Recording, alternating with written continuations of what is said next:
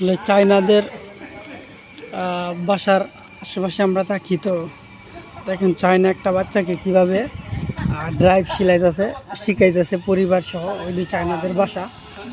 তো আসলে আমাদের বাসার পিছনেই হচ্ছে এই ধরনের চায়নাদের বাসা। তো ওরা আসলে তার বাচ্চাদেরকে ড্রাইভ কিভাবে করায় শিখাইতেছে। দেখেন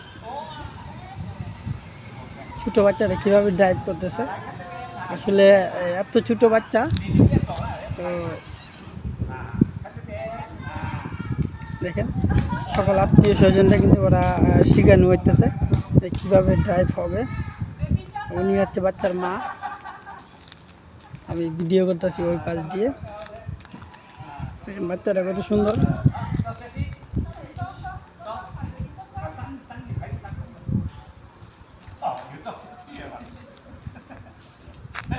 আরেকজন আসলে ক্যামেরা করতেছে।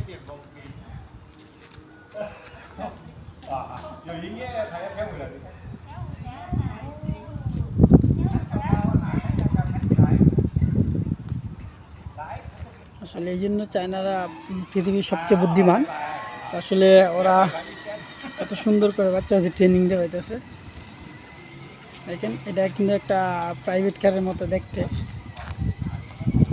বিকেলবেলা আজকে সরকারি বন্ধর দিনে দেখেন গাড়িটা কীভাবে বাচ্চারা ঘুরাইতেছে। তো এত ছোট বাচ্চা আসলে এটা কিভাবে পসিবল আমি জানি না। দেখেন আসলে কাছে না গেলে বোঝানো যাবে না। এত ছোট একটা বাচ্চা, খুব ছোট, কত সুন্দরভাবে সে ড্রাইভিং করতেছে। আসলে এটা আসলে আসলে অসম্ভব। দেখেন আমার পাশে আসতেছে, দেখেন সুন্দরভাবে ড্রাইভিং করতেছে। আর পরিবার সবাই মিলে তাকে উৎসাহ দিতেছে, এমনকি শিখাইতেছে। সে আবার ওই দিকে গেছে, ঘুরে হয়তো আমার দিকে আসবে আবার। দেখেন কত সুন্দরভাবে সে ঘুরিয়ে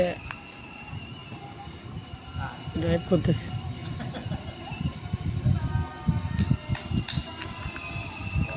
দেখেন আমার দিকে আবার আসতেছে সে বাচ্চাটা।